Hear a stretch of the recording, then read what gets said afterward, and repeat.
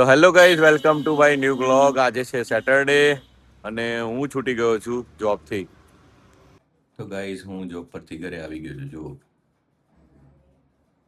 તો ગાઈઝ, જુઓ અત્યારે હું ચા નાસ્તો કરવા બેઠો છું. મસ્ત પૌવા છે. જુઓ આ ચા છે. ચલો ચા નાસ્તો કરો.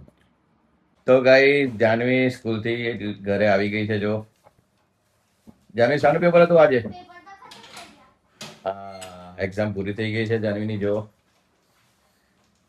કેવું રહ્યું આજે સ્કૂલમાં? શું કરાવ્યું મેડમે? હે? શું ભણાવ્યું રોબોટ લેબમાં? શાનું? બેટરી હોય ને તો બેટરી કેપ જોડે કલેક્શન કરવાનું, એલઈડી લાઈટ જોડે. શું કરે? એલઈડી લાઈટ ચાલુ કરાવી? થઈ હતી? તે કરી હતી? તો ગાઈઝ, બપોરનું લંચ રેડી છે.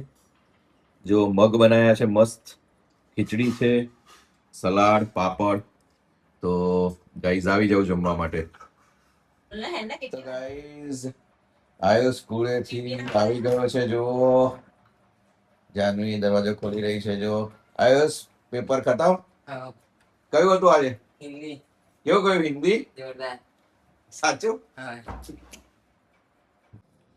તો ગાઈઝ, અમે જમવા બેસી ગયા છે. જુઓ આયુષ પણ જમવા બેસી ગયો છે. જાનવી આપણે સૂઈને ઉઠી છે.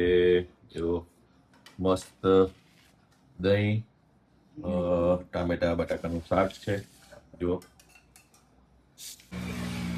તો ગાઈઝ, જુઓ આ મારો ભાઈબંધનું બુલેટ છે. અમે સાથે જોબ કરીએ અને કિક જ નથી આવતી. જુઓ બેટરી જતી રહે એટલે ધક્કા મારીને ચાલુ કરવી પડે, નહીં તો ગાડી ઘેર મૂકી રાખવાની. આ રોયલ એનફિલ્ડની ગાડી છે. એક મોટામાં મોટી ખામી કહેવાય, કારણ કે કિક ના આવે તો બેટરી જતી રહે એટલે પતી ગયું. તો ગાઈઝ, મેં જોબ પર આવી ગયો છું.